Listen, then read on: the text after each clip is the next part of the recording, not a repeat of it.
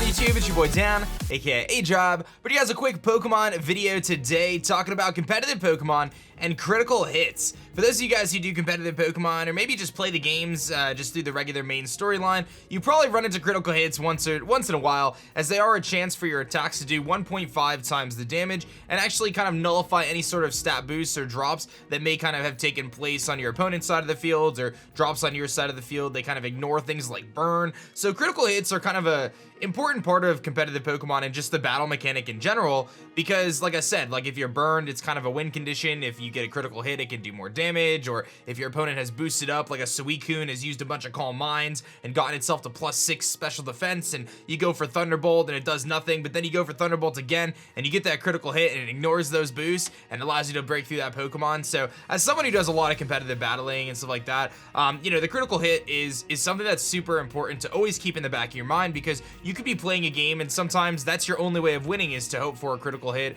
or to have something like that happen. And there's been so many instances of competitive games, not only from a VGC like official perspective to like a league battle situation, where you know, the outcome of the game is dependent on that 6.25% chance of that critical hit happening, and it's pretty interesting stuff. But there's been some data mining that has taken place, and I thought this was really interesting personally, that the critical hit ratio in Generation 7 was actually reduced. It is not 6.25% as it was previously in games like X and Y and Omega Ruby and Alpha Sapphire, but rather, as we're here on Cerebi.net, which has just been updated to reflect this, the percentage is actually 4.17. So a full 2 percentage drop on critical hit ratio for stage 1 critical hits, which is basically like a non-high critical hit move and no boosting to your critical hit ratio. So there's moves like, or items like Dire Hit and stuff, which will increase that, and obviously using Pokemon Refresh will increase your Pokemon's affection and also result in more critical hits if you get to enough stages.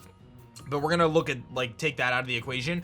But just the base critical hit ratio is 4.17. So for example, moves like Thunderbolt, like I said, coming off of just a regular, you know, Electrode, is gonna have what we thought was 6.25, but it's actually 4.17. So that's over a 2% swing in terms of critical hits. Now that may not seem like a big deal, but I actually feel like it's a pretty big deal.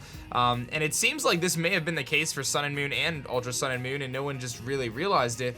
But I think when it comes to competitive Pokemon, when you're in a battle, especially like for myself when I do league battles, and I know for people who play like VGC at the official events and stuff, a lot of the moves that you're choosing are based on percentages. You're really, especially towards the tail end of the game, you're making your decisions based on percentages. So like for example, you know, if you have a move that's 90% accurate, you know there's a 10% chance you might miss, so maybe you go for a different move because there's a chance that move has a 95% chance to knock out the Pokemon, so you'd rather take that 5% chance that it doesn't knock it out than the 10% chance that the move misses, if that makes sense, right? So percentages and kind of weighing out your options in competitive is such a huge thing. So having this critical hit ratio actually be lower may change the decision making of a lot of different people in various situations. Now, again, it's pretty minor. We're looking at, you know, 2 out of every 100 attacks roughly are going to be affected, but if you play a lot of competitive, that can be like the difference between winning a few games here and there. So that's kind of interesting stuff. I thought it was pretty crazy to look at, and here's kind of the information behind it. A user www.zx seems to have kind of found the coding for it, and he says that the critical hit chances are 1 in 24, 1 in 8, 1 in 2, and 1 based on stages, and then obviously the different refresh hearts. And then Kafadix kind of takes a look at it and breaks it down in a little bit more complicated kind of language here.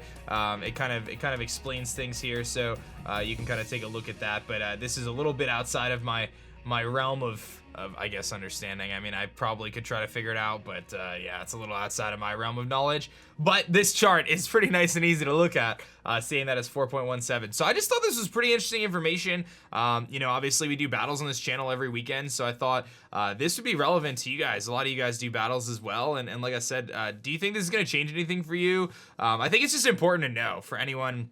Like, I don't necessarily think this is going to be like oh my goodness, like there's 2% less of a chance that I'm gonna get a crit, I have to like rethink my whole strategy now. Like obviously that's not gonna be the case, but it is something to note in the back of your head though when you're running different calculations in a battle, or you know, trying to make an educated decision on what the best move for you is gonna be, or what your win condition is gonna be in a given match. I thought it was pretty cool, so definitely wanted to share this with you guys. Hope you enjoyed it. Like I said in my last video, I'm trying to do like more Pokemon news type stuff, so hopefully you dig that, and thank you for taking the time to watch. That's gonna be it for me, guys. My name is Dan. I also go by aDrive, and I'll catch you guys next time. Peace. Thanks so much for checking out my last video. If you like that one, you'll definitely like this one, and be sure to subscribe for more as I post Pokemon videos every single day.